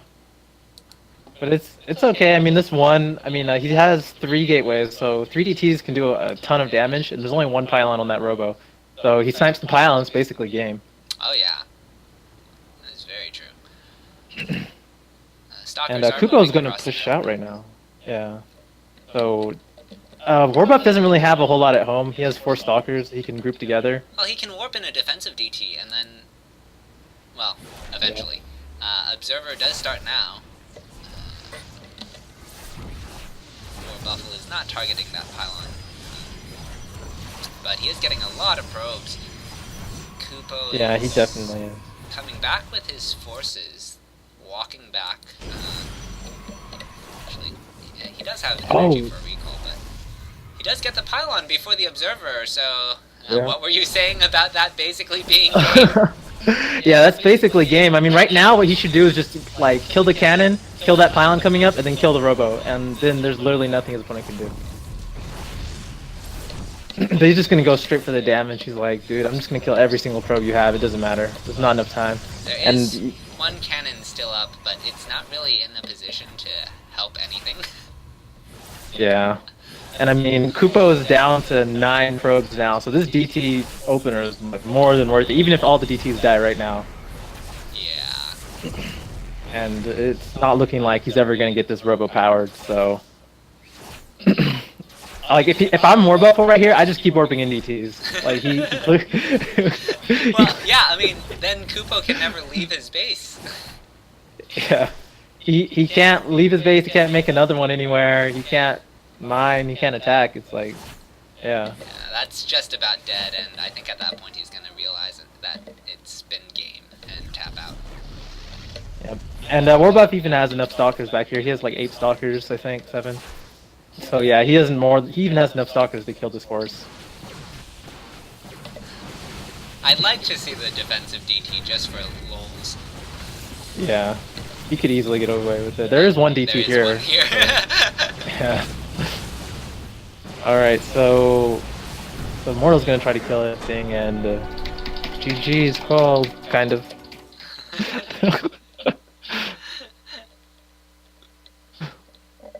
Alrighty, well, I believe that, gosh, I feel like, it took us longer to start this game than play this game. Yeah. So that is, or one more? I think that's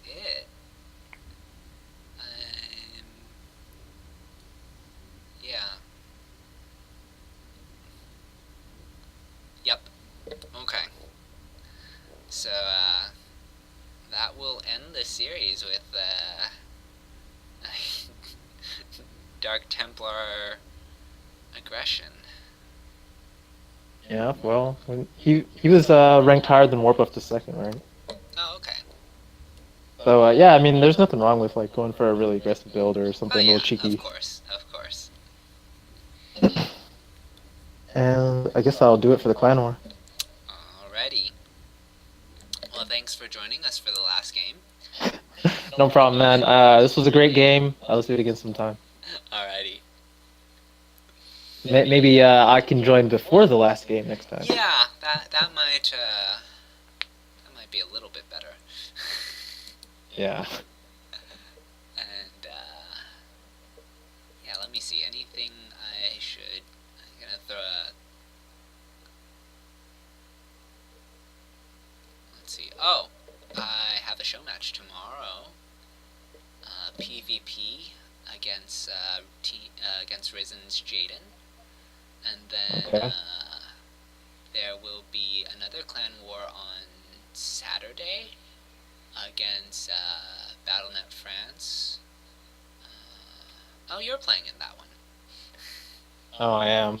People just sign me up for stuff. Dang it.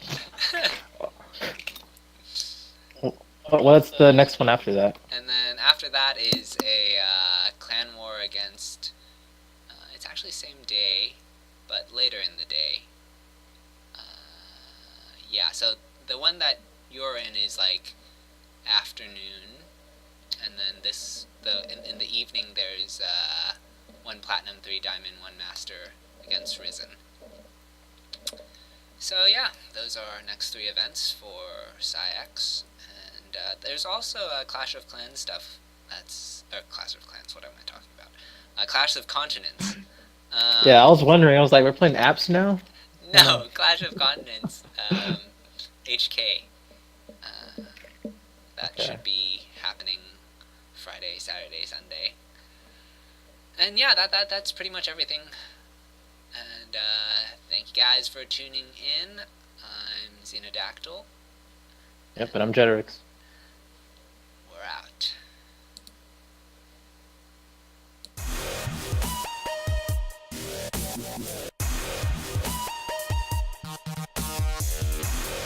Is the stream off yet?